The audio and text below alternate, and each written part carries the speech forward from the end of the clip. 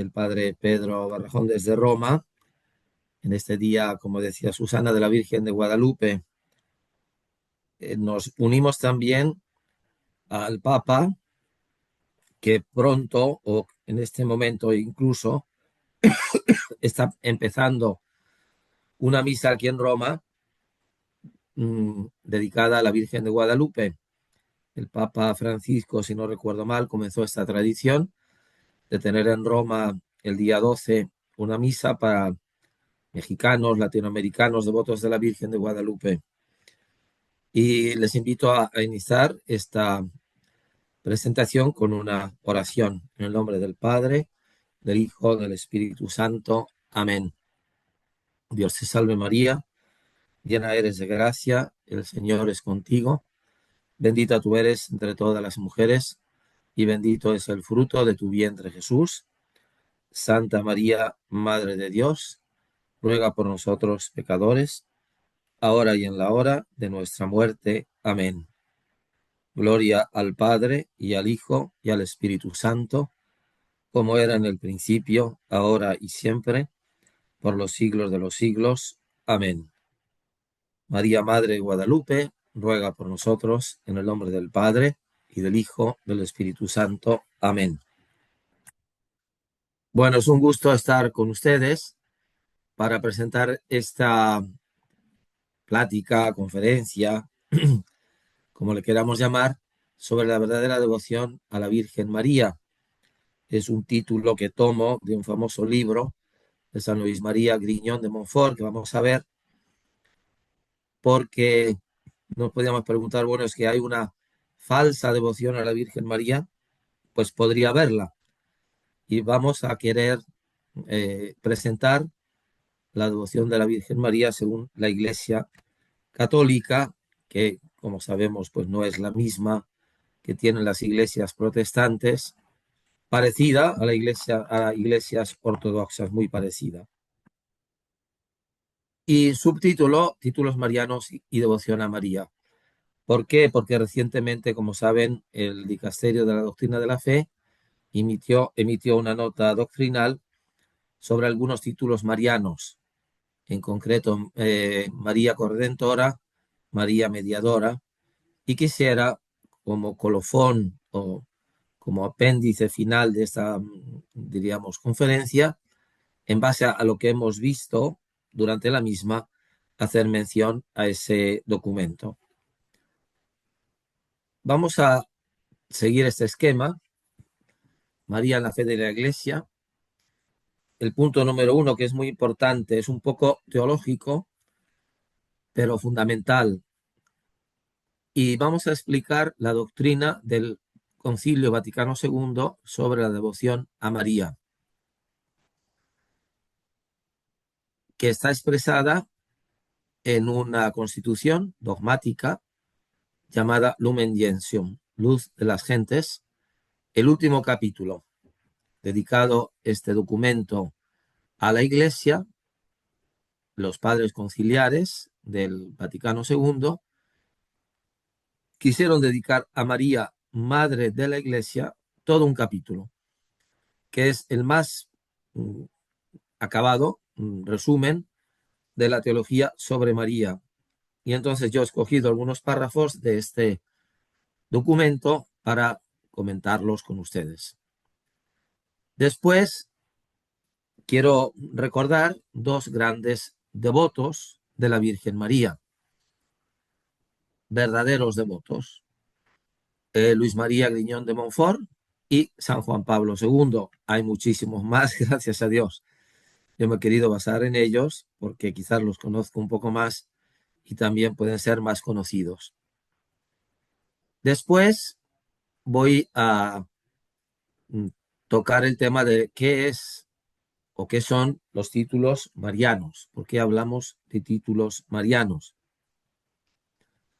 Son como expresiones, formas de designar, de invocar a la Virgen María.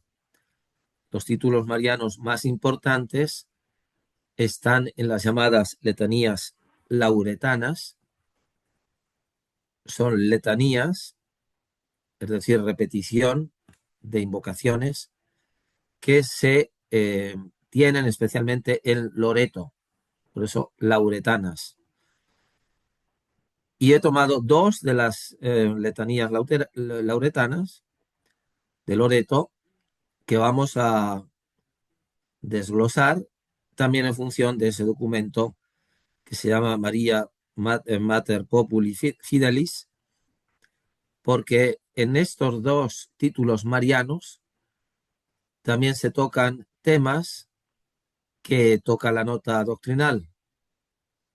A María Corredentora corresponde a María Madre del Redentor, a María Mediadora, perdón, ahí es una pequeña confusión, es María Madre de la Divina, o sea, mediadora de la Divina Gracia, o medianera de la Divina Gracia. Vamos a comenzar, por lo tanto, con el punto número 1 de la Lumen Gentium. En algunas de las diapositivas yo pongo ahí LG, que significa Lumen Gentium, el número de este documento donde aparece este texto que quiero comentar. Y la primera idea es María en la fe de la Iglesia. ¿Qué puesto tiene María en la fe de la Iglesia? Y lo explica de este modo. Queriendo Dios, infinitamente sabio y misericordioso, llevar a cabo la redención del mundo, al llegar la plenitud de los tiempos, envió a su Hijo, nacido de mujer. Esta mujer es María.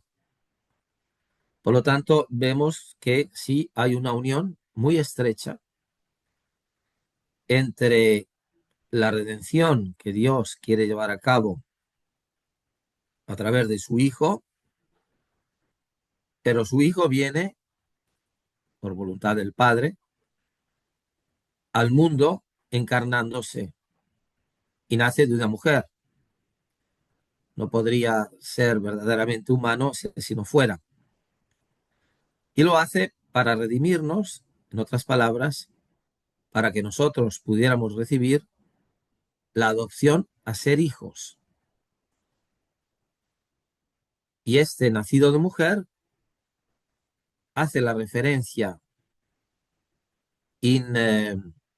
ineludible que no podemos evitar porque hay un verdadero Hijo de Dios encarnado a la madre de Jesús, a la madre del Redentor, el cual, Jesús, el Hijo de Dios encarnado, como decimos en el credo, por nosotros los hombres y por nuestra salvación, descendió de los cielos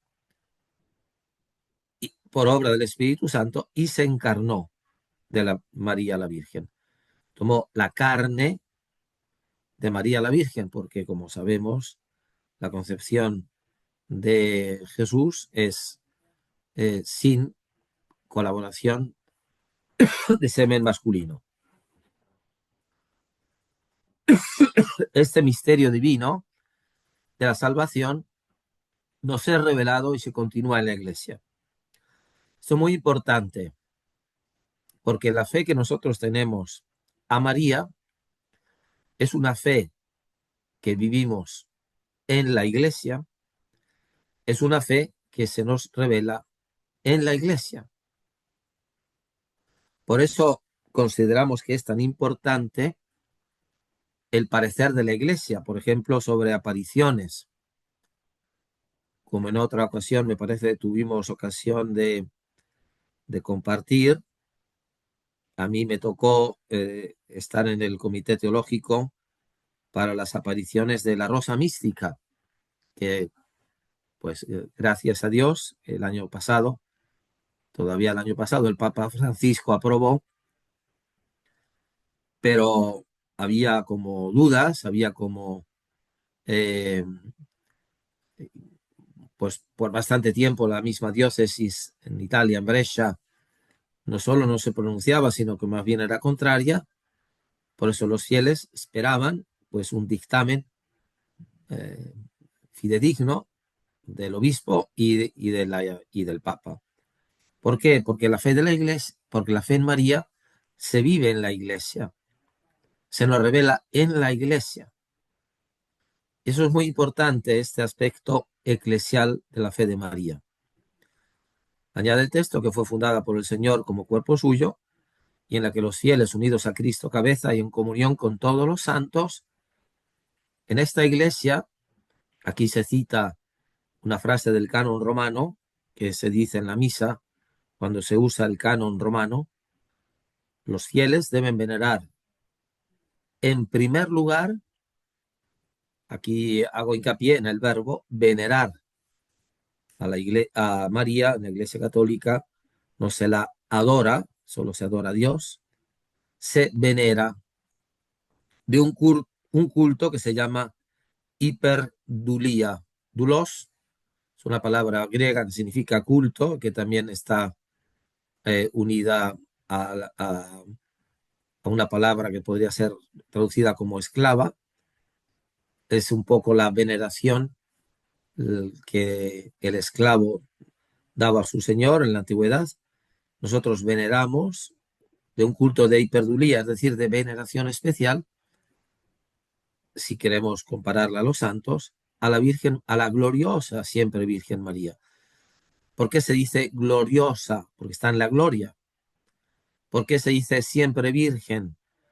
Porque la fe de la Iglesia nos propone a creer con un dogma que María fue antes, en y después del parto virgen.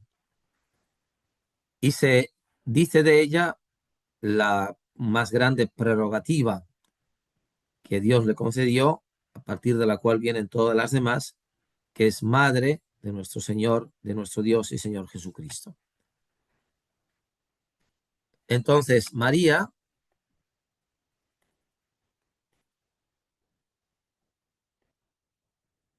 es madre de Dios y madre del Redentor. Las grandes, los grandes títulos marianos vienen de este reconocimiento que el concilio de Éfeso dio a María después de una gran controversia teológica, porque algunos decían que era madre de Cristo, pero no madre de Dios.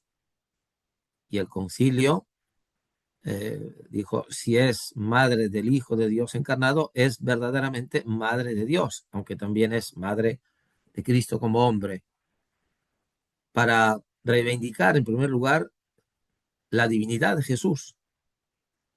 Sirvió, por así decir, este título mariano, el más fundamental, Theotokos, la madre de Dios. Es a partir de ese dogma que se construye también en Roma la iglesia de Santa María Mayor. La iglesia de Santa María Mayor, aparte de que hubo un milagro que la favoreció, pero viene construida por el Papa de la época para reconocer este título mariano, por eso es la primera iglesia dedicada a María. Por eso en la iglesia María es reconocida y venerada como verdadera Madre de Dios y del Redentor. Cuando la Virgen de Guadalupe habla a Juan Diego, ella le dice eso, yo soy la verdadera Madre de Dios. También, de algún modo, nos quiere decir que podría haber, pues, presentaciones que no son de la verdadera Madre, pueden ser falsificaciones.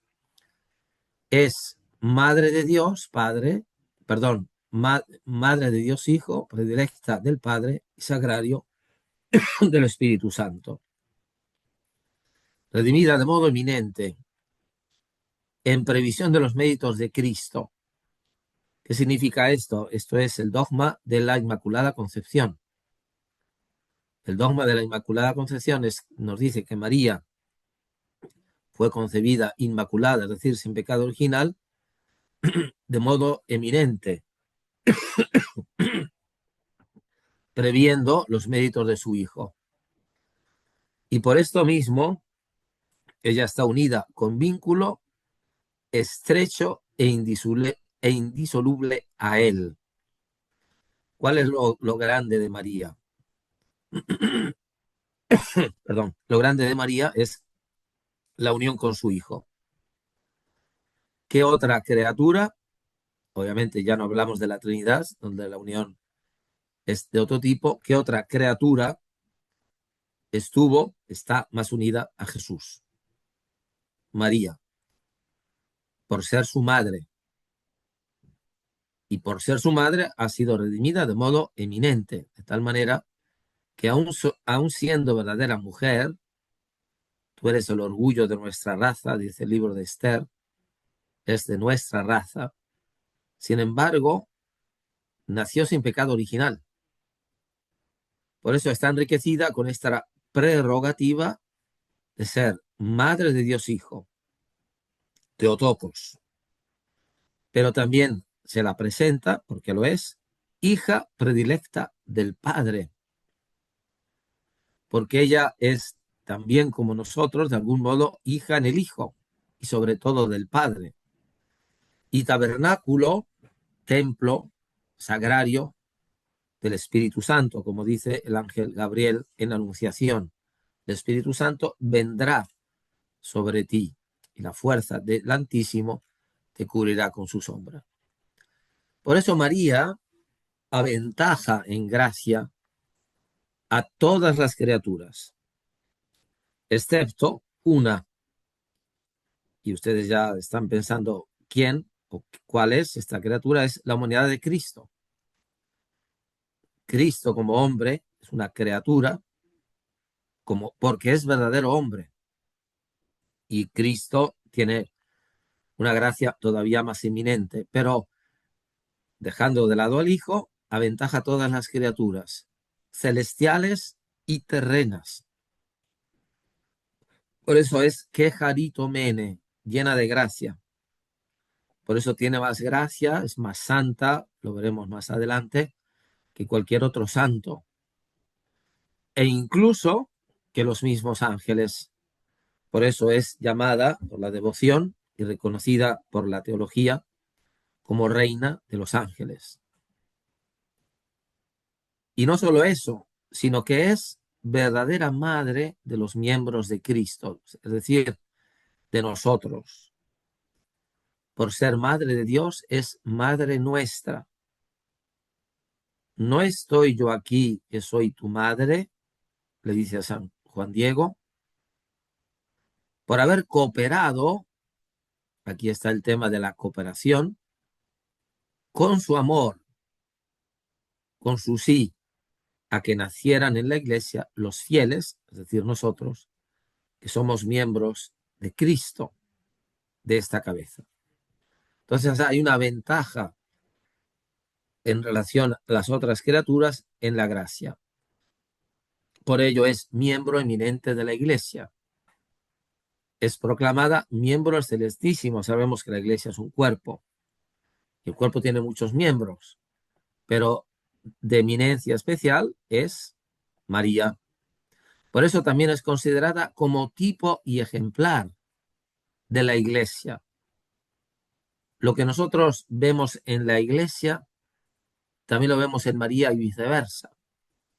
Sobre todo porque ella, María, es el modelo más acabado de la fe y de la caridad. Feliz tú porque has creído, del amor que le tuvo a su hijo, del amor que nos tiene a nosotros. Y por eso la Iglesia Católica, instruida por el Espíritu Santo, no porque se le ocurrió a la Iglesia, sino porque el Espíritu Santo la instruye, por eso la venera, volvemos a este acto de veneración a ella, como madre amantísima, y la venera con afecto de piedad filial. Es decir, nos referimos a ella como hijos e hijas suyos. Ahora, hay una cosa importante, y esto lo vamos a ver en relación a lo que diremos al final. El concilio no se quiso meter, por decirlo así, con cuestiones todavía no dilucidadas en la investigación de los teólogos. La teología había propuesto, ya desde hacía tiempo, que a la Virgen María se le diera el título de mediadora de todas las gracias. Los papas, aunque concedieron que hubiera una misa dedicada a María mediadora de la gracia, no se decía de todas las gracias, pero sí de la gracia, porque eso no hay problema, eh, todavía, incluyendo el Papa Benedicto, dijo en una entrevista, en uno de los famosos libros que le hacían como entrevistas, se llama Dios y el mundo, que todavía no había llegado el tiempo de hacer esta declaración. Bueno, entonces lo que dice la Lumen Gentium es que, conservando los derechos de opiniones en las escuelas católicas, eh, aquí lo que va a hacer la Lumen Gentium es, dejando de lado las opiniones, centrarse en lo esencial. Y nos recuerda, pues, lo que se llama la Mariología. La Mariología es el estudio teológico de María, que ya tiene sus raíces en el Antiguo Testamento, ya en el mismo protoevangelio, cuando Dios le dice a la serpiente que va a crear enemistades entre ella y, y la mujer, y que un descendiente de la mujer le aplastará con su talón la cabeza. A esta escena del Antiguo Testamento aluden muchas estatuas y pinturas de la Virgen María que pisa la cabeza de la serpiente, que es el diablo, el demonio. También el profeta Isaías habla de una virgen que concebirá dará a luz a un hijo, o sea, que será el Mesías. Por eso dice el concilio que en María se cumple la plenitud de los tiempos. Con ella llega la plenitud de los tiempos por ser la madre del Salvador, porque en su seno la acción del Hijo de Dios encarnado inicia una nueva economía de salvación. Y por ello, por ser la madre del Redentor, por ser la madre de Dios, por haber dado al mundo la vida prometida desde el origen del mundo, ella está adornada por Dios con los dones propios de esta misión tan grande. A ella Dios le dio la misión más difícil y más grande. Uno piensa muchas veces, bueno, a los papas, ¿no? Qué gran y difícil misión les da el Señor, ¿no? Recientemente aquí el Papa León, volviendo del viaje del Líbano, le preguntaron sobre su elección y él decía, bueno, pues yo estaba preparando mi retiro, mi pensión, pero bueno, el Señor me pidió esto, pues decimos con María, ¿no? Aquí estamos. Y por esa misión tan grande, los padres la consideraron siempre totalmente santa, panagía en griego, panagía, totalmente santa, inmune de toda mancha de pecado, y más adelante con el dogma de la Inmaculada Concepción se le reconoció como eh, exenta de pecado original, colaboradora con su hijo del plan de salvación. Vean que la Iglesia, aunque se nos recomienda en el último documento de no usar el título de corredentora, pero el papel que tiene como colaboradora, la más estrecha colaboradora de su hijo, eh, no solo no lo niega, sino que lo exalta, lo pone de relieve porque así es, porque es llena de gracia. Y ella se consagra, se consagra a esta misión. Muchos de nosotros hemos hecho, estamos haciendo, haremos la consagración, muchos seguimos la de San Luis María Griñón de Montfort, pero María se consagra sobre todo en el momento de la anunciación, cuando se reconoce esclava del Señor, y a partir de entonces, cuando da ese fiat, se dedica en cuerpo y alma a servir con diligencia al misterio de la salvación, con la gracia de Dios omnipotente. Aquí, siendo María llena de gracia, podemos decir que en ella la acción de la gracia es la más evidente, porque correspondía a esa acción. Y coopera, de nuevo vean el título, coopera a la salvación con dos actitudes, podríamos añadir otra más que ahora diré, que le caracterizaron y que nos ayudaría a nosotros también vivirla: la fe y la obediencia libres. Ella creyó y ella obedeció. No fue un instrumento pasivo en manos de Dios. Dios sí era como un instrumento, pero ella colaboraba, ¿no? Ella no se oponía. Dice un padre de la iglesia, San Ireneo, que obedeciendo se convirtió en causa de salvación para sí misma y para todo el género humano.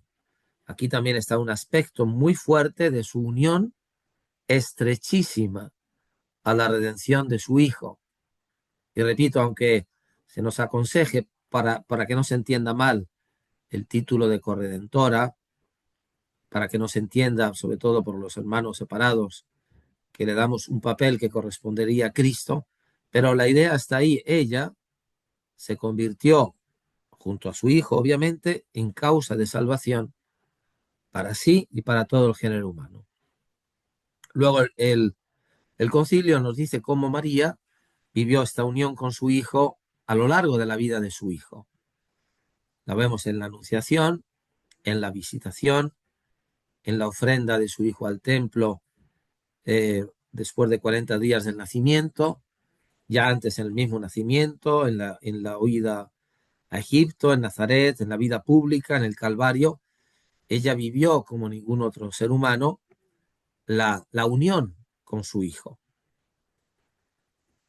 De modo especial, hay un texto donde se nos muestra como grande intercesora.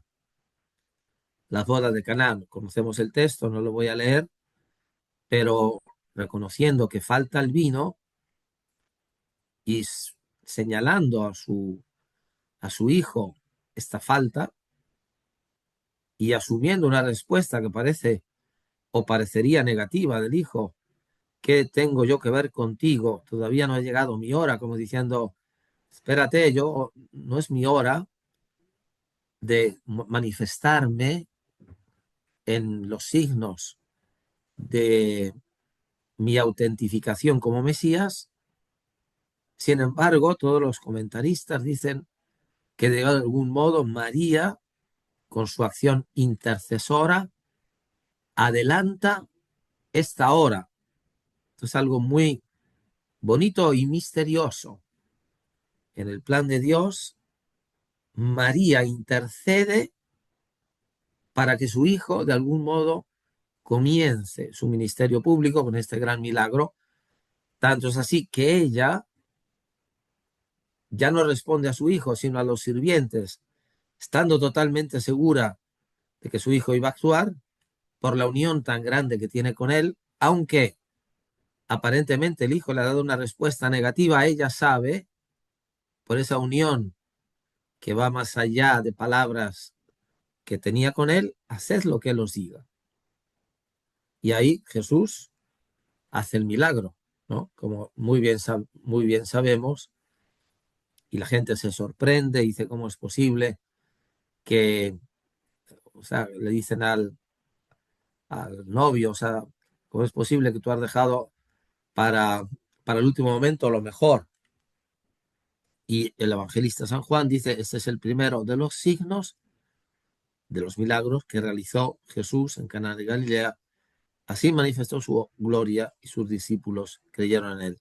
Pero quien creyó primero y quien favoreció la manifestación de la gloria era María.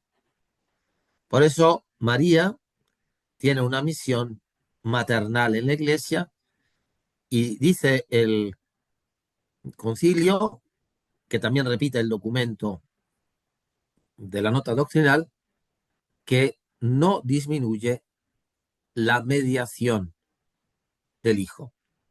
Cuando nosotros estamos diciendo todas estas, las glorias de María, ¿no? Como se suele decir, no es que queramos quitar para nada, todo lo contrario, ningún mérito a Jesús. Exaltar a María, alabar a María, reconocer las grandezas que Dios hizo en María es hacerlo a su Hijo. Como dice esta frase eh, sintética, pero muy expresiva, la misión maternal de María para con los hombres no oscurece ni disminuye en modo alguno la mediación única de Cristo. Antes bien, sirve para demostrar su poder. Por eso, al reconocer esa misión maternal de María, no estamos quitándole nada a Jesús. Todo el influjo salvífico de la Virgen María no dimana de una necesidad ineludible, sino del misterio del divino beneplácito. La acción de María se apoya en la mediación del Hijo, depende de esta mediación y de ella saca todo su poder. Por lo tanto, la conclusión es muy bella para la verdadera devoción a María, que creo que es la que ustedes tienen y queremos todos tener.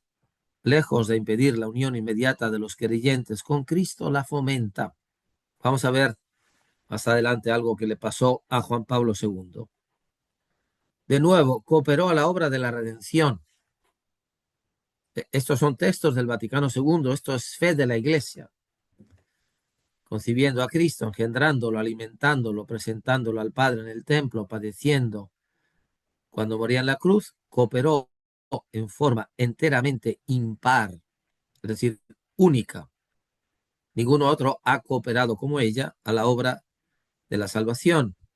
Y aquí nos dice, y es lo que yo no se me pasó antes, cooperó con la obediencia, con la fe, con la esperanza y la caridad.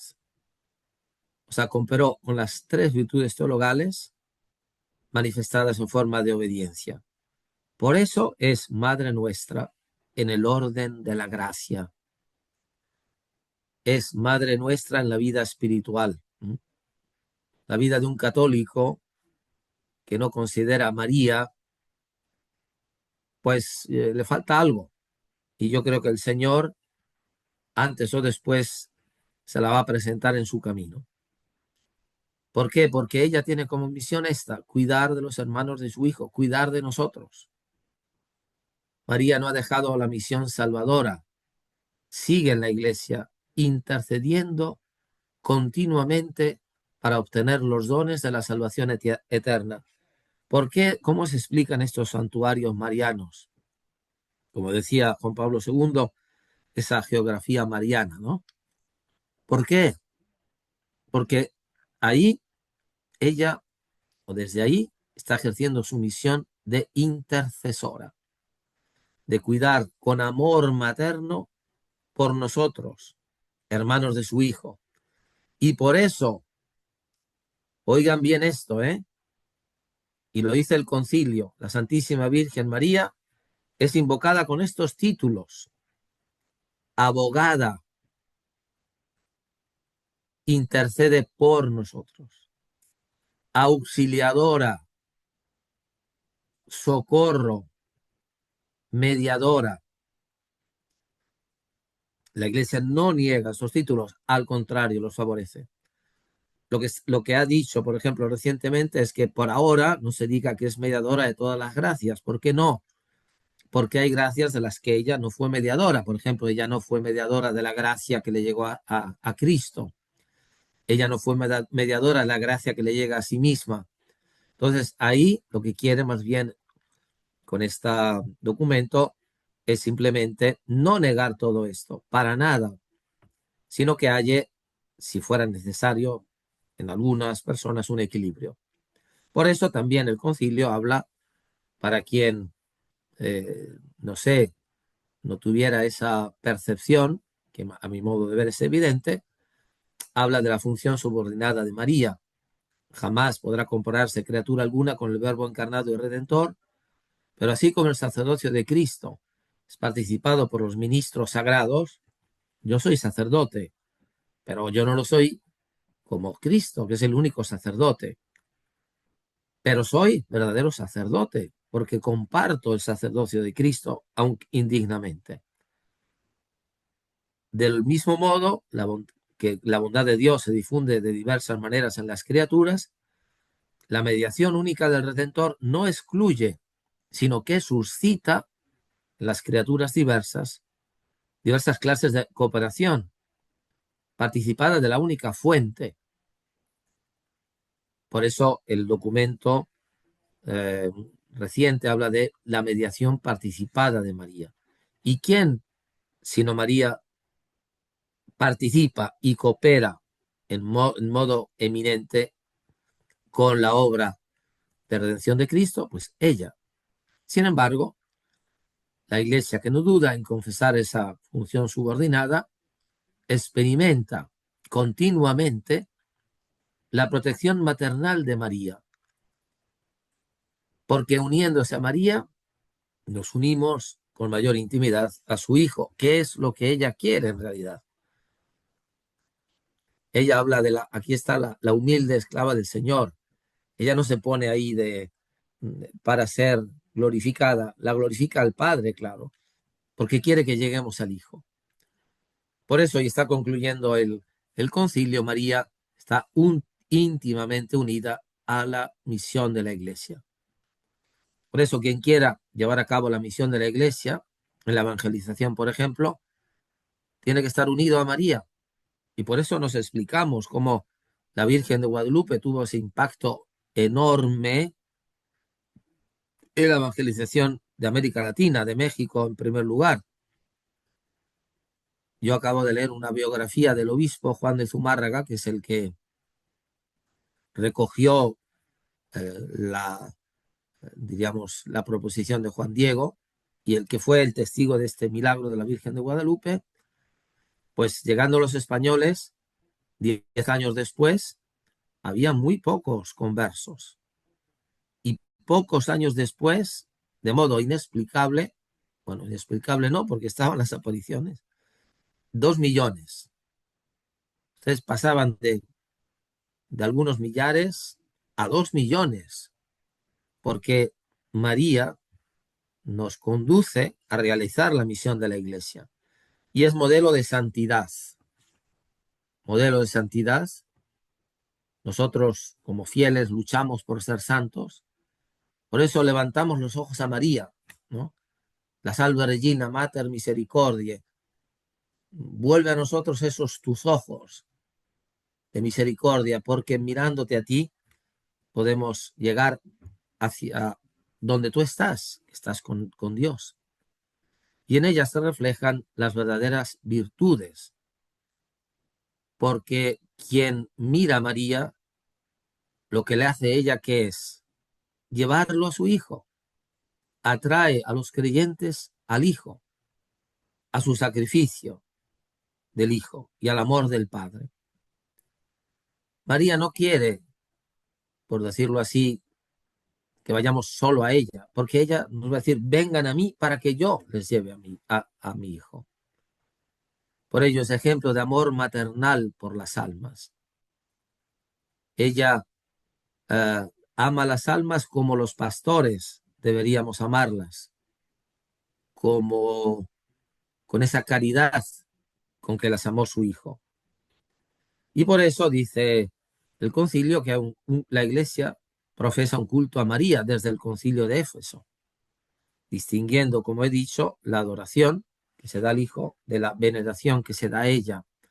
Y sí nos recomienda que nos exhorta a los teólogos y a los predicadores que eviten una falsa exageración, pero también que eviten mezquindad para evitar de tratar la singular dignidad de la Madre de Dios.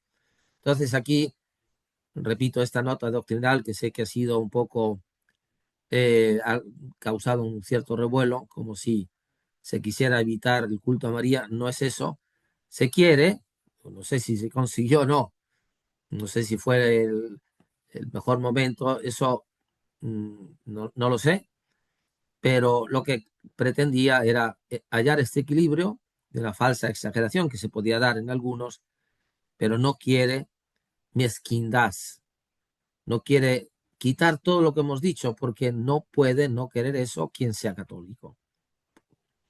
Por eso María, bueno, dice aquí que eh, se eviten aquellas expresiones que puedan inducir a los hermanos separados a una cierta lejanía, es decir, nuestra, mm, porque pues Lutero tenía un culto a María más grande quizás que lo que tienen después los luteranos. Escribió un comentario muy bonito al Magnificat, pero, pero sí algunos luteranos, luego todo lo que es María, creen que nosotros la adoramos, ¿no? Creen que somos idólatras, algunos de ellos. Yo tuve una, yo tuve una misa con un luterano aquí en Italia y entre los cánticos, pues yo puse un canto a María y, lo veía muy nervioso y me dijo, bueno, bueno, sí se puede cantar, pero tienen que estar sentados. Creo que era la Salve Regina, además. ¿Y por qué me pidió eso? Porque para ellos estar de pie es un acto de adoración. Dije, bueno, sí, si con esto está más tranquilo, no hay problema, cantamos sentados. Bueno, entonces, todo esto, concluye el concilio, hace que María sea signo de esperanza y de consuelo para los fieles, para nosotros. Vamos a pasar, y voy a ir un poco rápido, porque el tiempo pasa, a ver dos grandes devotos de María que nos pueden inspirar mucho, Juan Pablo II y Luis María Griñón de Montfort. El libro que inspiró mucho a Juan Pablo II en su devoción es este santo francés, fundador de los Montfortianos, una congregación dedicada a, pues, a diversas obras de educación en Francia y en el mundo entero. Yo estuve en el pueblo donde él nació, realmente donde está sepultado. Es un santo realmente muy, muy, muy especial, ¿no? Ahora hay toda una corriente que quiere presentarlo a la iglesia como doctor de la iglesia. Yo soy favorable, si me han preguntado, de hecho, yo soy favorable. Y dice Juan Pablo II que este santo nos puede guiar de esta devoción y cuenta su experiencia. Juan Pablo II en el libro Don y Misterio cuenta la experiencia de María. Dice, yo no quiero olvidar la trayectoria, la palabra. Él escribió en polaco, se lo tradujeron al italiano, y la palabra que usan en italiano es el hilo mariano. Aquí han puesto en español trayectoria. Es decir, él ve en su vida, en su vocación, un hilo, una trayectoria. María se le presentaba. Ya dice, desde mi familia, desde la parroquia, habla también de la devoción que le tenía a la Virgen del Perpetuo Socorro, y dice que él iba antes de las clases a rezarle, también al acabar. Se ve que había una imagen, la Virgen del Perpetuo Socorro, es una imagen que se encontró en Roma, pero viene del Oriente, y luego la asumieron los redentoristas como casi la Virgen de la congregación, y aquí en Roma, cerca de Santa María la Mayor, hay una iglesia dedicada a San Alfonso María de Liguorio, que también está dedicada a la Virgen del Perpetuo Socorro, que significa que la Virgen está siempre ahí, ¿no? En italiano, ¿cómo se dice en español? Cuando uno va al hospital, las emergencias, se llama pronto soccorso. Es decir, es un lugar donde te van a socorrer rápidamente. Pues María del Perpetuo Socorro es que María siempre, o sea, no hay circunstancia, lugar, situación donde ella no puede socorrernos. Bueno, también él fue muy devoto a la Virgen del Carmen, le llevaba el escapulario, que se lo dio su madre, iba a un monasterio carmelita. eh, yo también soy muy devoto de este escapulario, que como saben, pues fue dado por la Virgen a San Simón Stock, uno de los primeros santos carmelitas, pero también superior general. Y dice, todo esto yo lo recibí cuando tenía 10 años, yo lo recibí el escapulario y lo llevo todavía. Cuando lo siguió llevando como papa, iba con los carmelitas para confesarse y allí se formó su devoción mariana, ¿no? La Virgen del Carmelo, que saben que pues también es la que se presenta como gran intercesora, María como intercesora de la salvación de, de las almas del purgatorio, entre otras muchas intercesiones. Los salesianos le llevaron a María Auxiliadora, la parroquia salesiana, gran devoción del mundo salesiano de San Juan Bosco, a María que nos auxilia, que como el perpetuo socorro que está ahí, como la Virgen de Guadalupe, no estoy yo aquí, que soy tu madre, porque la vida humana pues es peligrosa, lleva situaciones que no dominamos. María está ahí. Y luego él eh, también en el periodo cuando él comenzó a sentir la vocación sacerdotal, un hombre muy piadoso, Jan Tiranovsky, le explicó el culto de María. Dice, yo ya estaba convencido de que María nos lleva a Cristo y en aquel periodo comencé a entender otra cosa, que Cristo nos lleva a su madre.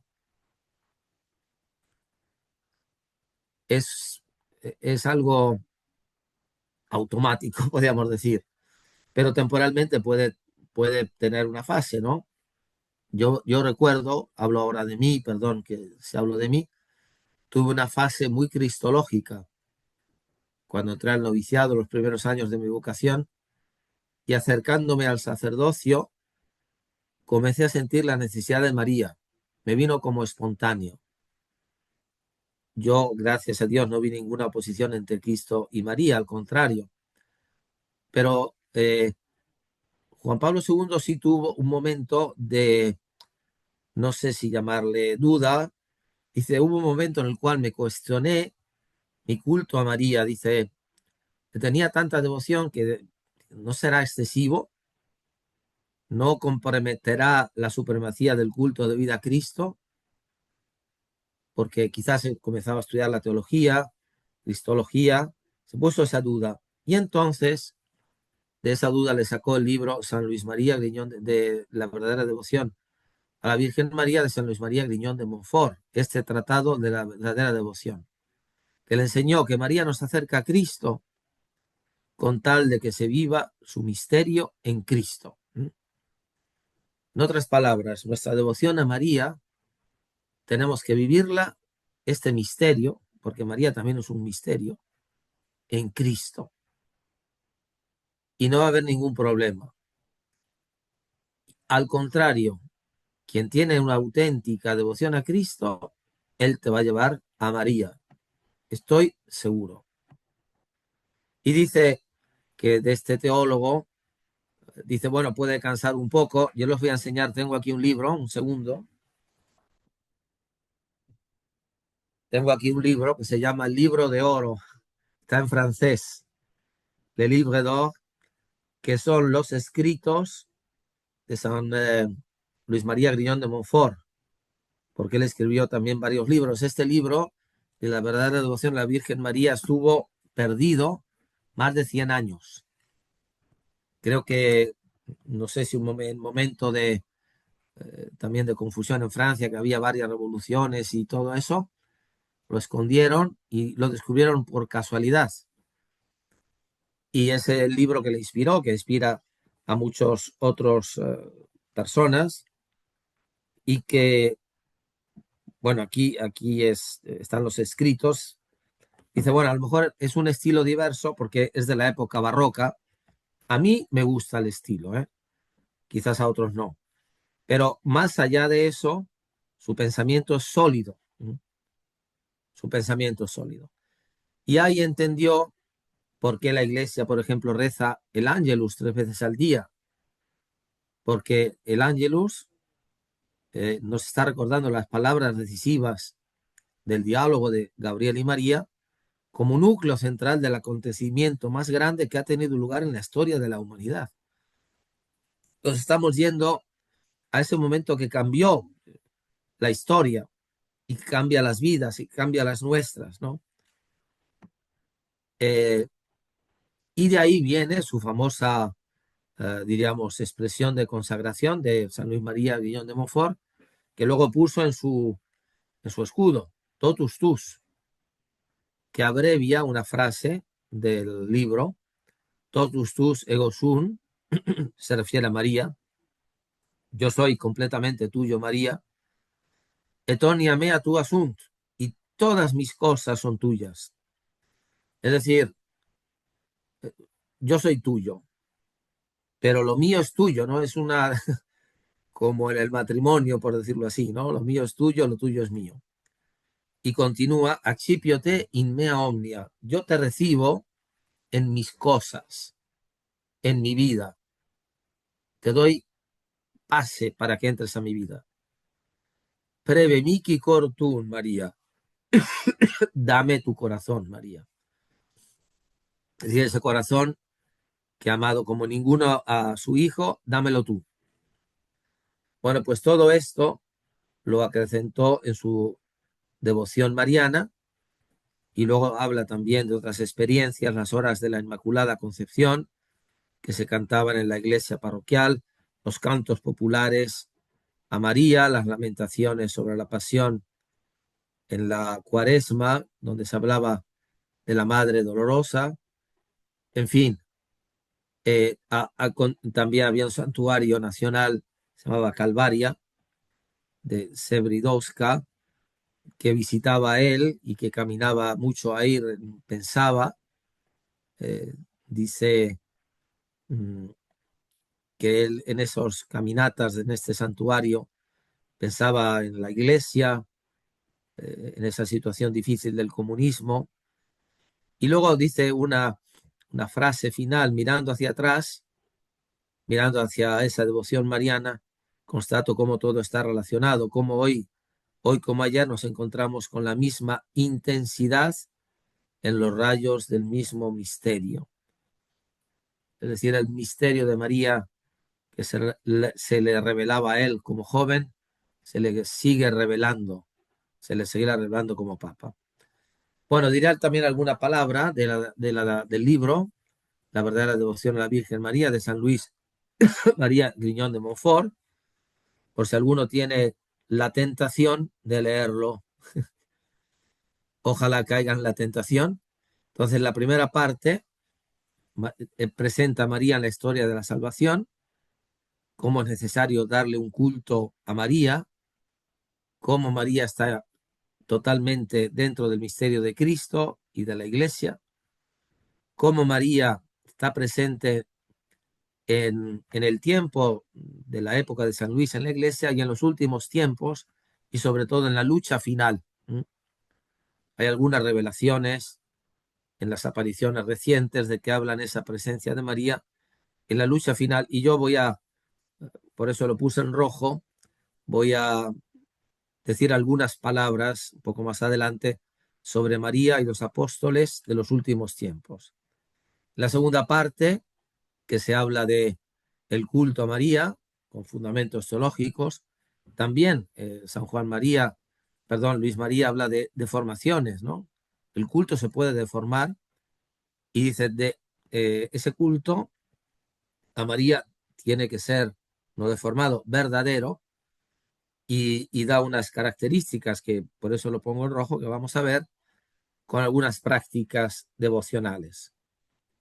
Y luego, en la tercera parte, habla de la perfecta consagración a Jesucristo a través de María, la perfecta consagración a Jesucristo se hace a través de María, que es lo que nosotros también llamamos la consagración a María, porque para él hablar de Cristo y María era la misma cosa. ¿Por qué se debe favorecer esta consagración? ¿Cuál es la figura bíblica de la vida consagrada a María? Los efectos maravillosos, las prácticas particulares y la práctica de esta devoción en la comunión. De esto no voy a tener tiempo de hablar, sino que, como he dicho antes, quiero detenerme un poco porque creo que es útil ver cómo este santo veía la presencia de María en la vida de los apóstoles de los últimos tiempos. Y dice esta frase muy fuerte, y yo creo que sigue siendo totalmente actual. Dios quiere que su Madre Santísima sea ahora más conocida, amada y honrada que nunca. Hemos visto que en la historia de la Iglesia ha habido como un crescendo en esta conciencia de lo que el fiel debe tener como culto y devoción a María. No, no que no existía, la verdad, María siempre ha estado presente, pero ha habido como un crecimiento. Lo que sucederá sin duda si los predestinados para él eran aquellos que acogían la gracia de Dios a través de la intercesión de María, con la gracia y la luz del Espíritu Santo, entran y penetran en la práctica interior y la perfecta devoción de lo que él dice voy a decirles ahora. ¿Cómo serán y quiénes serán estos servidores, esclavos e hijos de María? Es una persona imaginativa que se proyecta, ¿no? ¿Qué apóstoles necesita el mundo de hoy? Porque podemos decir los tiempos de ahora son los tiempos últimos, porque todo tiempo es tiempo último, en el sentido que en todo tiempo se juega esa gran batalla entre Cristo y Satanás, entre el bien y el mal. Y dice, serán fuego encendido. O sea, estos apóstoles, y yo creo que el Señor nos llama a serlos, serán fuego encendido, serán ministros del Señor que prenderán el fuego del amor divino. Qué gran tarea tenemos nosotros. Yo, como saben, soy de los legionarios del Regnum Christi, pues aquí me encuentro 100% identificado con ese espíritu de ser fuego que incendia el reino de Cristo, el amor de Cristo. Flechas agudas en la mano poderosa de María para atravesar a sus enemigos como saetas en manos de un guerrero. Es decir, serán hombres y mujeres penetrantes de los corazones, dejando en ellos el fuego del amor. Serán hijos de Leví, purificados por el fuego de tribulaciones, pero muy unidos a Dios. Habrá tribulaciones, sí, las hay, pero muy unidos a Dios. Llevarán en el corazón el oro del amor, el oro del amor, el incienso de la oración en el espíritu y en el cuerpo la mirra de la mortificación. ¿Cuáles son las armas de estos apóstoles? El amor, la oración, la mortificación. A ver, ven que muchas apariciones marianas recientes aprobadas por la Iglesia, pues hablan de esto, ¿no? Penitencia, oración y amor que impregna todo, ¿no? Serán los apóstoles auténticos de los últimos tiempos, a quienes el Señor de los ejércitos dará la palabra y la fuerza para realizar maravillas y ganar gloriosos despojos sobre sus enemigos. Aquí el Señor dará la palabra y la fuerza para realizar maravillas. Todos nosotros podemos, debemos, estamos llamados a realizar maravillas a pesar de nuestra grande indignidad. Porque ahí habla, el demonio nos ataca por la indignidad, porque todos somos indignos, de un modo o de otro. Pero estamos llamados a eso. Serán verdaderos discípulos de Jesucristo, caminarán sobre las huellas de su pobreza, humildad, desprecio de lo mundano, caridad evangélica, enseñarán la senda estrecha de Dios en la pura verdad, conforme a Santo Evangelio y no a códigos mundanos, sin inquietarse por nada ni hacer acepción de personas, ni sin perdonar, ni escuchar, ni temer a ningún mortal por poderoso que sea.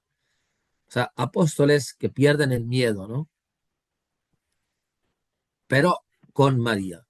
María forjará estos corazones.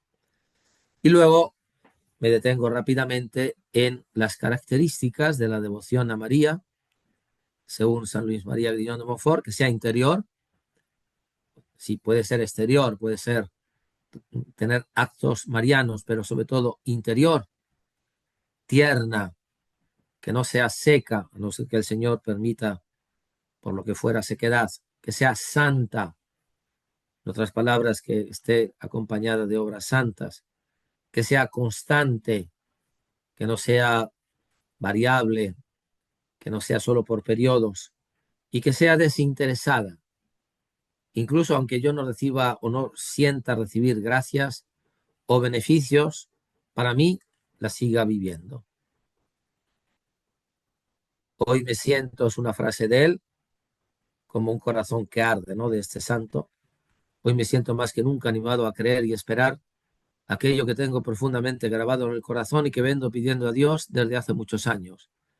A saber que tarde o temprano la Santísima Virgen tenga más hijos, servidores y esclavos de amor que nunca, y que por este medio Jesucristo, mi Señor, reine como nunca en los corazones.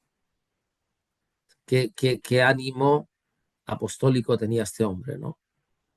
Y lo pedía a Dios durante muchos años, que la Virgen tenga más hijos, servidores y esclavos, pero no de la esclavitud de, de siervo, sino de hijo. Y luego habla de la consagración, cuáles son sus efectos a María, conocerse mejor, participar de la fe de ella, ser maduros en nuestra vida cristiana, adquirir confianza en Dios y en ella, comunicarse en los dones del Espíritu a través de María, transformarnos más en Cristo por y con María y dar mayor gloria a Dios y a Jesucristo. Estos son los efectos de la consagración. Bueno, vamos a pasar, porque el tiempo está eh, yéndose, a lo que son los títulos marianos. Como decía al inicio, expresan la fe y la devoción de la Iglesia, la Madre de Dios.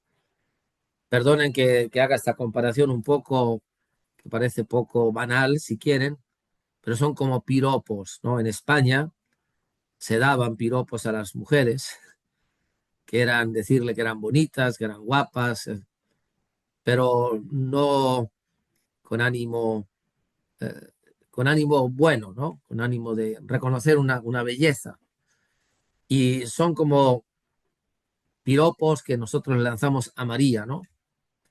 San Efrén, ya desde el siglo III, San Efrén de Siria, que es uno de los mejores cantores de María, dice, comentando el Magnificat, me dirán felices todas las generaciones, dice así, Nuestra Señora, Nuestra Santísima Madre de Dios, llena de gracia, es una especie de títulos que le da a él.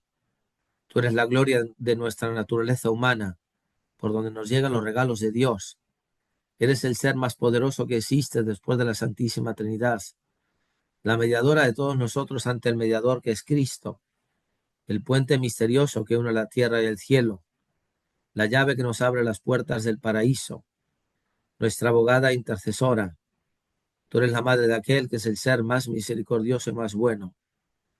Haz que nuestra alma llegue a ser digna de estar un día a la derecha de tu Hijo único, Jesucristo. Amén. Vea, como ya desde el inicio, pues los santos le dicen, María, tú eres esto, esto y esto, ¿no? Estos son los títulos. A ver, yo aquí les recuerdo algunos títulos, no todos, ¿no? María, Madre de Dios, Madre de la Iglesia, María Reina, María Madre, María Abogada, María Auxiliadora, Madre del Carmelo, Virgen de las Vírgenes, Madre de Cristo, Madre de la Divina Gracia, Madre Purísima, Madre Castísima, Madre Siempre Virgen, Madre Inmaculada, Madre Amable, Madre Admirable, Vaso Espiritual, Vaso Digno de Honor, Madre del Creador, Madre del Salvador o Redentor, Madre de la Misericordia, Madre de la Madre Prudentísima, Madre digna, Virgen Prudentísima, Virgen digna de veneración, Virgen digna de alabanza, Virgen poderosa, Virgen clemente, Virgen fiel, espejo de justicia, vaso digno de devoción, rosa mística, torre de David, torre de marfil, casa de oro, arca de la alianza, puerta del cielo, estrella de la mañana, salud de los enfermos, refugio de los pecadores, consoladora de los afligidos,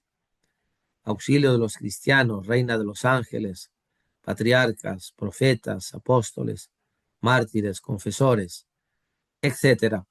Y se van añadiendo más, ¿no? Reina de la paz, reina del amor, auxiliadora de los emigrantes. El pueblo, ahora María, madre del pueblo fiel, ¿no? Etcétera. Se van añadiendo, son como deseos que tiene el alma de decir, tú eres grande y eres grande en mi vida, en mí que soy pequeño, porque me llenas de la presencia de tu Hijo, que es lo que en el fondo yo anhelo. Bueno, entonces, aunque queda poco tiempo, vamos a decir alguna cosa de esta nota doctrinal que habla de la devoción mariana y que se titula Madre del Pueblo Fiel y que viene del Dicasterio para la Fe. Se dice que ha sido interrogado por personas en los últimos años, ¿no? Entonces hay una introducción, luego María, Madre del Redentor, Corredentora, María, Mediadora de la Gracia. Entonces, les hago una síntesis. Eh, Había grupos, personas con muy buena intención, que querían aplicar a María títulos, ¿no? Como corredentora, María medianera o mediadora de todas las gracias.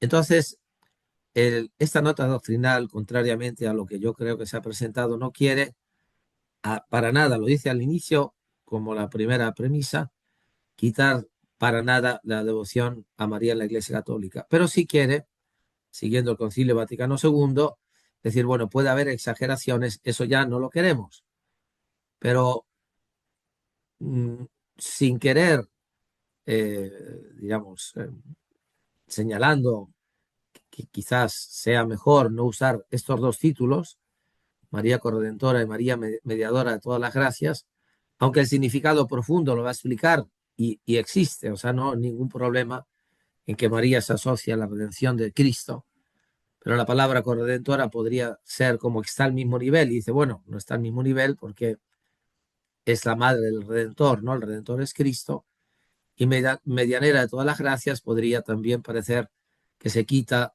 a la mediación de Cristo. Pero hay que leerlo en clave positivo y no en clave polémico porque eso no nos ayuda y no es la intención real, yo creo, de la nota. La introducción se dice que ha habido dudas y se han eh, acogido para estudiar, o sea, se lleva tiempo estudiando, pero la premisa, fíjense lo que dice, es muy importante. La devoción mariana es un tesoro de la Iglesia, no se pone en duda. No, o sea, este documento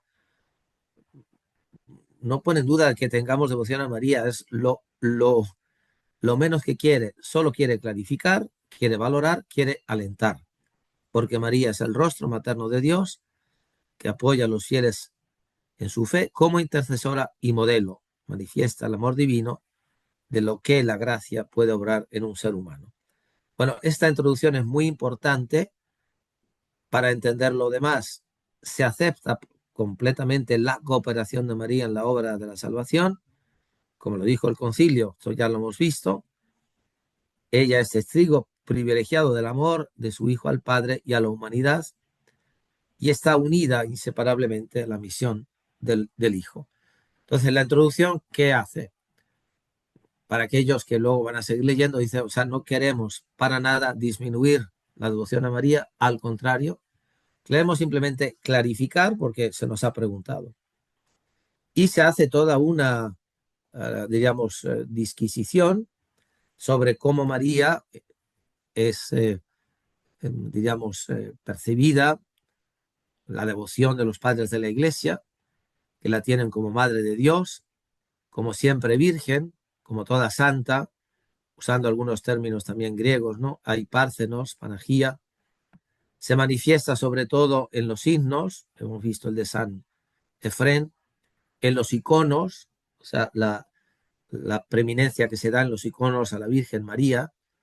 Si vienen a Roma y se fijan, perdón que hable de Roma, que yo como vivo aquí y visito con una cierta frecuencia las iglesias también antiguas, pues hay grandes mosaicos donde está, por ejemplo, me vienen dos iglesias, María, Santa María en Trastevere y Santa María la Mayor. Ahí está María al centro, o sea, la devoción a María está ya presente en esos siglos antiguos. Luego, los dogmas de la Inmaculada y Concepción y de la Asunción que la Iglesia ha propuesto recientemente, pues manifiestan esa gran devoción del pueblo de Dios y de la Iglesia misma a María. Entonces, María que colabora, no se pone para nada en duda. La salvación es iniciativa del Padre, que mira la pequeñez de su sierva, se fija en ella, brota de la kenosis del Hijo, del abajamiento del Hijo, que se humilla tomando la forma de siervo, y es efecto de la gracia del Espíritu Santo. Y esto es muy importante teológicamente. Es una frase de Pablo VI. Todo en ella, en María, es referida a su Hijo, y todo depende de él. O sea, María, si la separamos de Cristo en nuestra devoción, no es algo bueno. Pero no va a ser así. Si tenemos una verdadera devoción a María, ella nos va a llevar a su Hijo. Y si tenemos una verdadera devoción a Cristo, Él nos lleva a ella. Por él, Dios Padre, por Cristo, la eligió como Madre toda santa y la adornó con dones del Espíritu Santo. Entonces, María es grande por eso, por haber sido escogida como Madre de Dios. Y ya en los, digamos, apartados más adelante, se habla de corredentora y mediadora. Entonces, efectivamente, dice que eh, esta advocación o título se ha usado. Pero hay una gran coherencia, una gran, como digamos, transparencia. Este título se ha usado para poner de relieve el sí de María junto a la redención de su hijo. El gran momento en algunos autores que usan el término corredentora, en que se fijan es el Calvario, ¿no? María está ahí al pie del Calvario. Algunos papas lo han usado, como Pío XI, como San Juan Pablo II.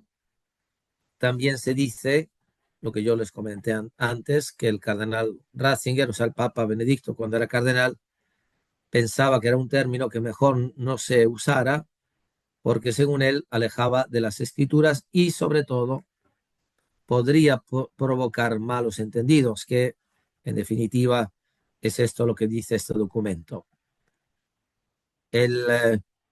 Bueno, aquí se dice que hay unos textos, como el de Colosenses y Efesios, que se habla de la centralidad redentora de única de Cristo.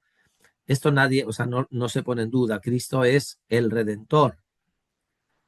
Cuando se usaba la palabra corredentora, era para decir que era la criatura más cercana a este acto de redención, sobre todo en la pasión, que nadie estuvo, que nadie más estuvo, sino ella, ¿no? Quien estuvo más unido al Redentor es María. El Papa Francisco también había sugerido no usarlo y prefería usar el término de discípulo, ¿no? Entonces, para subrayar la única redención de Cristo y sin negar el papel que tiene María unida a su Hijo en esta acción salvífica, no se considera oportuno usar el título de corredentora. Entonces, ¿qué es lo que se dice? Pues mejor no usemos este título que para algunos, sobre todo los hermanos separados, etcétera, podría llegar a una confusión de pensar que María está al mismo nivel de categoría de redentor o redentora que su hijo, como dice el concilio, está subordinada. Ello no quiere dar lugar, no quiere dar eh, el lugar debido a María en la obra de su redención, que se subordina a su hijo. Bueno, entonces, en pocas palabras, nos aconseja, nos pide que no lo usemos para evitar confusiones. Lo mismo el título de mediadora, pero aquí es un poco diverso, porque el título de mediadora sí se puede usar en algunos contextos. Por ejemplo, como mediadora de la gracia. Mediadora de la gracia siempre que nosotros también le llamamos Madre de Divina Gracia, ¿no? Se aprobó, por ejemplo, una misa como Madre Mediadora de la Gracia. Lo que se dice es que usar todas las gracias, pues también puede ser exagerado, porque ya la la gracia de que ella misma recibió, pues ella no es mediadora, se la da a su hijo. En fin, se dice María mediadora de la gracia se puede usar, María mediadora de todas las gracias mejor no, pero todo esto no quita que María no haya tenido una cooperación real con su fiat, con su intercesión. Y si todos somos cooperadores de Dios, mucho más es María. Y hemos visto que el concilio habla de María cooperadora de la redención. Lo que sugiere el texto es que se ponga de relieve, sobre todo cuando se habla de María mediadora, su mediación maternal. O sea, María, como hemos visto en Caná, ¿no? En Caná, María es mediadora de la gracia, no porque ella dé la gracia que la da siempre Cristo, la fuente es Cristo, porque ella está ahí mediando, diciendo, haced lo que Él os diga, mediando como entre su Hijo y nosotros. María es un canto de la eficacia de la gracia de Dios en ella misma y unida a su Hijo nos dispone a recibir la gracia que viene de Él en nuestras vidas. Entonces, como ven, se nos pide poca cosa, que reconozcamos que hay un único mediador que es Cristo, pero María está a su lado, como la madre, como estuvo a su lado en la cruz, que nos une a Él, que nos lleva a Él. Esta mediación es materna.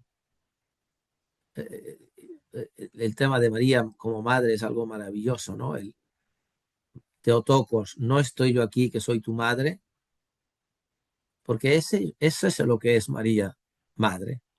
Y como madre tiene un poder de intercesión impresionante. Y yo aquí cito a Dante, ¿no?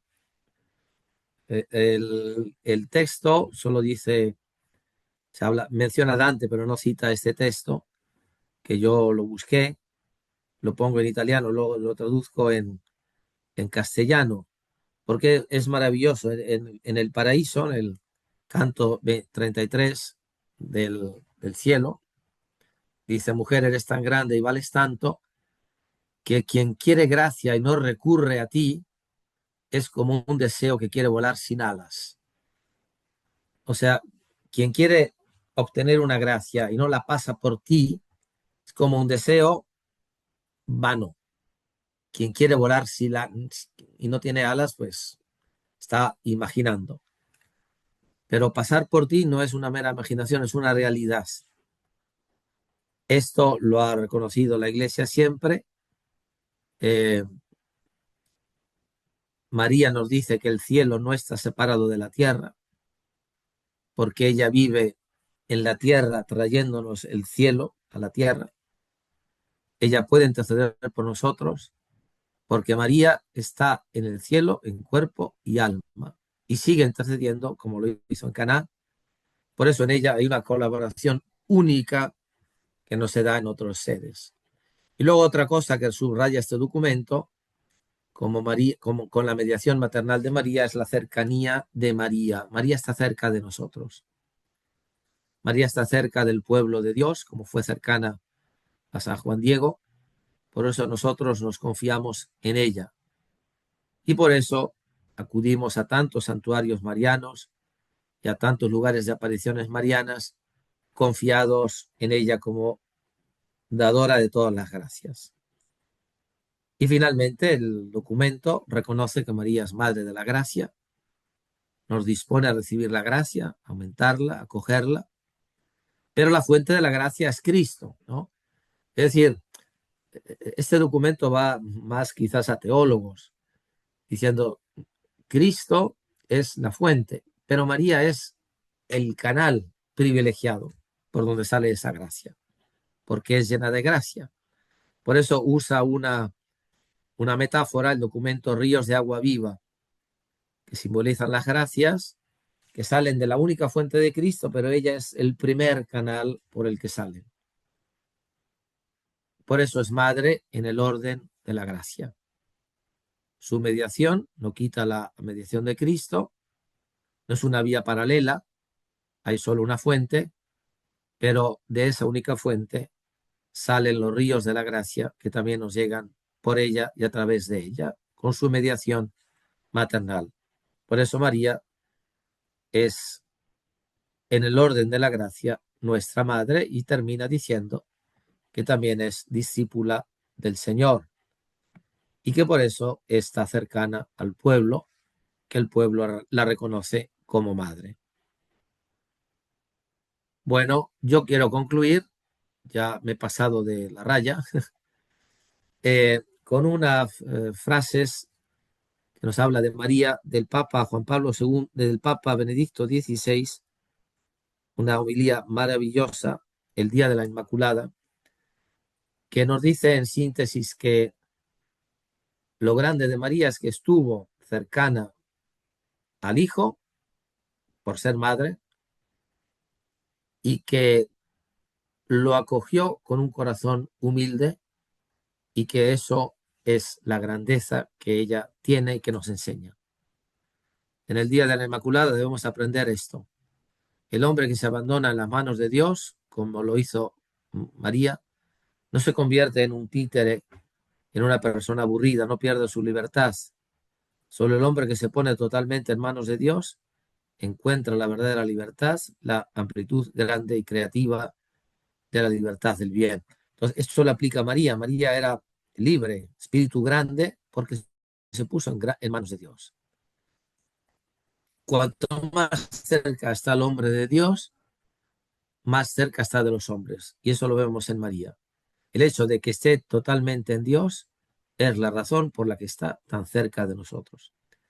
¿Por qué sintió Juan Diego la cercanía de la maternidad de María y no tuvo miedo cuando iba el 9 de diciembre de 1531 pasando por el Tepeyac, iba a Tlatelolco, porque veía en María una cercanía de Dios, una presencia de Dios. Por eso es la madre de todo consuelo, que ayuda a todos en cualquier necesidad. Todos pueden osar dirigirse a ella en su debilidad y en su pecado, porque lo comprende todo y es para todos la fuerza abierta de la bondad creativa. Bueno, muchas de ustedes son madres y saben, mejor que quien no lo somos, pues el corazón de una madre, ¿no? Una madre sí puede regañar al hijo, puede corregirlo, pero en el fondo lo perdona siempre, ¿no? Y María está ahí asegurándonos, perdón lo que voy a decir si es un poco atrevido, que el corazón de Dios es un corazón de madre, pero lo visibiliza a través de María, que es mujer. En ella Dios graba su propia imagen, la imagen de aquel que sigue la oveja perdida hasta las montañas y hasta los espinos, dejándose herir por la corona de espinas de estos pecados para tomar la oveja sobre sus hombros y llevarla a casa. Entonces, en ella María graba quién es Él. Por eso es la Madre de la Misericordia, Madre que se compadece, figura anticipada y retrato del Hijo, como la imagen dolorosa, comparte su sufrimiento y su amor, como la Virgen Inmaculada. Su corazón, mediante el ser y el sentir de Dios, se ensanchó y en ella la bondad de Dios se acercó y se acerca a nosotros. La bondad de Dios se acercó y se acerca a nosotros. Voy a concluir con una experiencia que tuve el año pasado, que pude visitar a la Virgen de Guadalupe, pero con un privilegio, y es que algunos nos dejaron subir al camerín. Cuando ya se cierra la basílica, le dan la vuelta y para protección, y hay como una habitación grande desde donde se puede ver de cerca la imagen. Y nos concedieron 3 minutos. Y, y bueno, yo me puse cerca y me fijé en los ojos. Y es como si se me hubiera abierto como Alicia en el País de las Maravillas, un mundo que yo creo que es el mundo de Dios, donde pude percibir sin palabras la bondad de Dios. Y eso es María, ¿no? María que nos abre las puertas del cielo, porta Cheli se le llama. Y por eso, pues, la verdadera devoción a María es aquella que nos conduce a Cristo, que nos conduce a Dios. Y por eso concluyo con esta oración del Papa Benedicto, donde dice, queremos implorarte, queremos darte gracias, Señor, por el gran signo de bondad que nos has dado en María, nuestra Madre y Madre de la Iglesia. Queremos implorarte que pongas a María en nuestro camino como luz, que nos ayuda a convertirnos en luz y llevar esta luz a las noches de la historia. Por eso, ad Jesum per Mariam, ad Mariam per Jesum. Bueno, yo acabé, yo creo que les he quitado tiempo de preguntas, pero si todavía hay algo para preguntar, pues tenemos algunos minutos. Padre, en primer lugar quisiera agradecerle por tan maravillosa charla y sobre todo por contarnos sus experiencias. Qué bello es ver cómo el Señor, a través de María, puede tocar los corazones de personas que como usted ya tienen una relación con ella, pero siempre podemos llegar más, aspirar a tener una relación más grande y como dice usted, a recibir más gracias. Qué lindo, muchas gracias. Ha sido realmente un regalo grande. Padre, quisiera preguntarle sobre la confusión que hay en el mundo en este momento al haber aclarado que no podemos llamarla corredentora. ¿Podría usted, por favor, explicar un poquito más sobre lo que es el significado de la redención y por qué la redención se le atribuye o se debe atribuir solo a Cristo? Por favor, Sí, gracias. bueno, vamos a partir un poco de atrás del pecado original, ¿no? Es decir, hay una historia, hay una prehistoria, el plan originario de Dios sobre el hombre, pues es obviamente la salvación, el cielo, el, el amor perfecto a Él. Sin embargo, en el plan divino, tanto para nosotros como para los ángeles, de algún modo estuvo supeditado pues a la superación de una prueba, llamémosle así, de, de que el hombre pues recibiera esa gracia que el Dios le daba y que la aceptara, pudiendo también no hacerlo, ¿no? El símbolo de esta prueba son el árbol de la ciencia del bien y del mal, que el Señor les pone una prohibición, no la tomen porque si, si comen de esta fruta, morirán.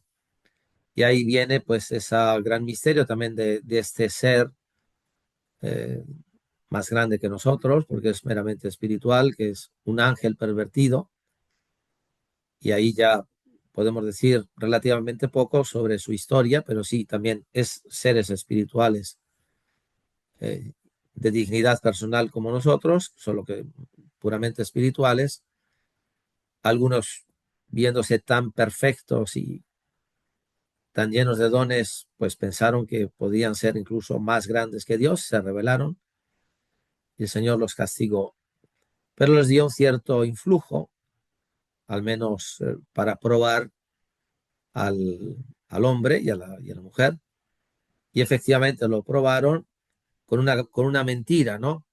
Porque Dios les había dicho, si comen, morirán, y él dice, no, no morirán, serán como dioses. Y les pone el mismo veneno en el corazón de Adán y Eva que él tenía, porque él quería ser como Dios. Y Adán y Eva cayeron en la trampa. Por eso el castigo de Adán y Eva fue menor que a él, que al demonio o a los demonios, porque fueron inducidos en parte por él. Desgraciadamente, el hombre y la mujer caen, no se conservan en gracia, y ahí viene ese evangelio, se llama protoevangelio, donde pues reciben penas, se les cierra el paraíso, pero dice, esta historia no acaba aquí. Hay una gran promesa, hay un protoevangelio, hay un primer anuncio de una gran noticia. Ese es el evangelio, una gran noticia. Que el descendiente de una mujer va a triunfar de quien ha querido elevarse sobre su propia naturaleza para ser como Dios, como Dios, dice el Señor. Entonces viene toda esa historia de promesa de redención, de llevar al hombre desde un estado de pecado a un estado de gracia que había sido perdida. Y solo Dios podía hacerlo, ¿no? O sea, una criatura no podía redimir al hombre. Solo Dios podía hacerlo y podía haberlo hecho de algunas maneras diversas, de la cual históricamente nosotros por revelación sabemos que es la encarnación. Ideó un plan de redención que fue, por un lado, magnífico, pero por otro lado podemos decir, perdón la expresión, un poco loco, porque era nada más y nada menos que Dios mismo asumir una naturaleza humana para redimirla desde dentro. Entonces, el único redentor es Jesucristo, que es Dios. No podía, una de las tres personas divinas, no podía ser redimido el hombre por otra criatura. Por eso el único redentor es el Hijo de Dios encarnado, que con su obediencia al Padre acepta la encarnación, la muerte de cruz, como dice el himno de los filipenses, pero para ser hombre, para cumplir este plan, necesitaba la colaboración de una criatura, bueno, de más, pero sobre todo de una, que quisiera prestarse para este gran evento misterioso de la encarnación. Y tenía que ser una criatura no cualquiera, sino que hubiera sido preparada a través de los tiempos y sobre todo que tuviera una característica totalmente contraria a aquella que provocó los primeros pecados, que fue la soberbia. Y esa característica era la humildad. Y encontró en María ese corazón que él mismo había creado, humilde, que aceptó este plan, proponiéndose totalmente, abandonándose en manos de Dios y haciéndose madre de Dios. En cierto sentido, como que la elevó, perdonen, es una expresión, podría ser impropia si no supiéramos que la gracia es una elevación a la naturaleza divina. La elevó casi a su grado, sin llegar nunca a ser Dios. Por eso el único redentor es Cristo, pero la criatura que está más cercana al redentor y que en un sentido amplio podemos decir que es corredentora, pero no estricto, no cerrado, porque si no haríamos, la pondríamos en el mismo nivel de redentor y ella no puede ser redentora porque no es Dios, pero sí la más cercana al redentor. Y por eso, por ser la más cercana al redentor y participar lo más íntimamente que un ser humano puede en la redención, algunos la llamaron corredentora, repito, en un sentido amplio se puede decir, no en un sentido estricto, para evitar precisamente esas confusiones. Por eso se ha publicado esta nota. Pero es una nota aclaratoria, ¿no? Y esa nota aclaratoria, yo creo, obviamente va dirigida al pueblo fiel, pero sobre todo a teólogos que quizás hilan un poco más fino en estas ideas, precisamente para que no induzcan a una presentación eh, que disminuya el valor único de la redención de Cristo, como también dice la segunda carta de San Pablo a Timoteo, que un solo es el mediador entre Dios y los hombres, ¿no? Que son dos conceptos unidos. Pero vean que la fe de la Iglesia le llama a María madre del Redentor y madre de la, de la gracia, madre eh, medianera. Eso ya no lo llama, ese título no lo da el concilio, pero sí eh, lo da una misa aprobada, medianera de la gracia, por esa cercanía tan grande a su Hijo Jesucristo. Entonces, comprendo, dado que estos términos se estaban ya un poco usando, que haya creado confusión, pero yo creo que aquí es una invitación a todos nosotros dado que este documento ha sido firmado por el Papa León, a ser humildes como María, y decir, bueno, uh, es un concepto que en modo amplio se puede usar sí, pero para evitar confusión por motivos pastorales, también como se dice en el texto, pues yo me uno a lo que pide en este momento la Iglesia, ¿no? Eso no quita que los teólogos, como recientemente ha hecho una sociedad mariológica internacional, hayan, con mucho respeto, hayan dicho, bueno, está bien lo que ustedes están diciendo, pero nosotros vemos algunas otras cosas que también serían interesantes que se hubieran incluido, ¿no? Eh, pero yo creo que como pueblo fiel, nuestra actitud es decir, bueno, si la iglesia en este momento nos pide esto, lo hacemos, pero también podemos, con gran, diríamos, respeto, hacer llegar nuestro punto de vista, nuestra opinión a la iglesia. Eso no, la iglesia no quita que, que se le aporten experiencias para que ella misma se enriquezca.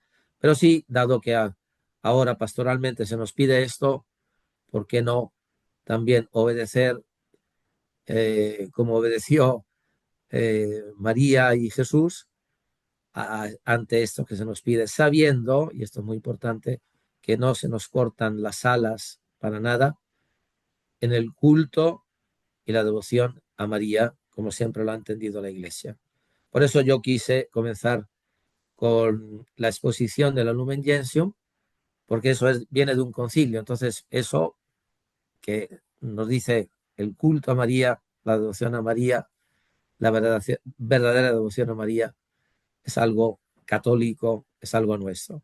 Es como una puntualización, una clarificación, y que si alguno tiene algo que decir, pues yo creo que lo mejor es que se le puede escribir directamente al dicasterio de la fe o al Papa, diciendo lo que uno piensa, pero más bien en forma pública yo aconsejo pues mantener un respeto y si no estoy muy de acuerdo, un silencio a lo que nos está pidiendo la Iglesia por estos motivos pastorales. También hay motivos teológicos de evitar confusiones, etcétera, que seducen en este documento.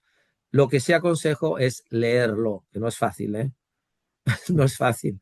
No, no solo lo que dice, lo que se dice en medios, leerlo, porque está muy bien argumentado, es muy largo. Es un documento largo que no se lee fácilmente, pero quien quiera profundizar, pues vayan poco a poco leyéndolo, porque lo que dicen los periódicos es una parte que hay que contextualizar, porque si no se contextualiza, quizás es verdad, no se entiende bien. Muchísimas gracias, padre. Creo que está bien claro para todas las personas que no conocían bien el término o la implicación de lo que significa la redención. Muchas gracias. No sé si habrá Gracias, más Jenny. preguntas. Yo tengo otra, pero si hay otra pregunta, no quiero quitar la oportunidad a otras personas. Pero la mía es bien chiquita, pero bueno, al final, sí se puede. Mi pregunta es sobre si cree usted que esta aclaración tiene una base en el deseo de buscar la unidad de los cristianos sin sacrificar nuestras creencias fundamentales, buscando, porque creo que el motus del Papa es todos somos uno, que viene de San Agustín. ¿Cree usted que Sí, sea como un esfuerzo de buscar la unidad de los cristianos?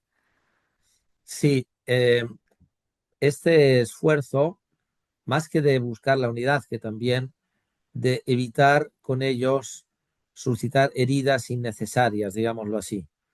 Eh, que lo dice también, esto lo dice también la Lumen Gentium, dice en el que hemos visto, diciendo cuando se hable de María, evitemos algunas exageraciones que pueden alejar de nosotros a los hermanos separados. No es que nosotros tengamos que sacrificar la fe católica por la unidad, ¿no? La fe católica no puede ser sacrificada en aras de una unidad que no sería real. Pero sí podemos, como pasa en una familia, cuando uno está peleado con un hermano, en lugar de decir una palabra que sabemos que le va a herir, pues no decirla o decir otra que va a ser más suave, ¿no? Esta es un poco la actitud del Papa, efectivamente, no claudicar de la fe católica, pero sí evitar inútiles heridas que para nosotros a lo mejor no lo son, pero para algunos más susceptibles lo sean. Y sí lo dice el documento también. No lo desarrolla mucho, pero sí lo menciona. Gracias, padre. Muchísimas gracias. Bueno, pues concluimos con una oración. Yo agradezco a Susana, a Jenny y a todos los que han colaborado. Eh, y, y bueno, pues nos encomendamos a la Virgen de Guadalupe. Yo fui ordenado sacerdote en la Basílica Menor de Roma de la Virgen de Guadalupe, ¿no? Que Juan Pablo II quiso elevar a Basílica, era una parroquia, y bueno, pues le tengo una gran devoción porque creo que a través de ella el Señor ha querido decir, dar un gran mensaje al mundo entero del valor de, de la maternidad de la Virgen María para todos, pero especialmente para aquellos que quieren recibir con humildad la gracia de Dios. En el nombre del Padre, del Hijo y del Espíritu Santo. Amén. Te damos gracias, Señor, por este rato en que hemos podido meditar en los misterios de la Virgen María. Te agradecemos que tú nos las hayas dado como madre y le pedimos a María aquello que pedían los santos. Lo digo en latín, mostrate esse matrem, que significa muéstrate como madre, que María muestre el rostro materno también del Señor, para que confiadamente nos arrojemos a sus brazos, acogiendo su amor, su bondad y su misericordia, que el Padre nos da a través del Hijo, en el Espíritu Santo, con la presencia y la ayuda de María, de San José de todos los santos y de los ángeles del cielo. En el nombre del Padre, y del Hijo, y del Espíritu Santo. Amén. Bueno, pues muchas gracias Muchas gracias, Padre. y buen Adviento, buena preparación a Navidad. Estamos viendo los últimos días del año jubilar de la esperanza. Si alguno todavía puede ganar el jubileo allí en la diócesis donde esté, pues todavía hay oportunidad, y si no, el Señor siempre nos da oportunidades de gracia con mucha frecuencia. Bueno, pues muchas gracias. Que Dios les bendiga.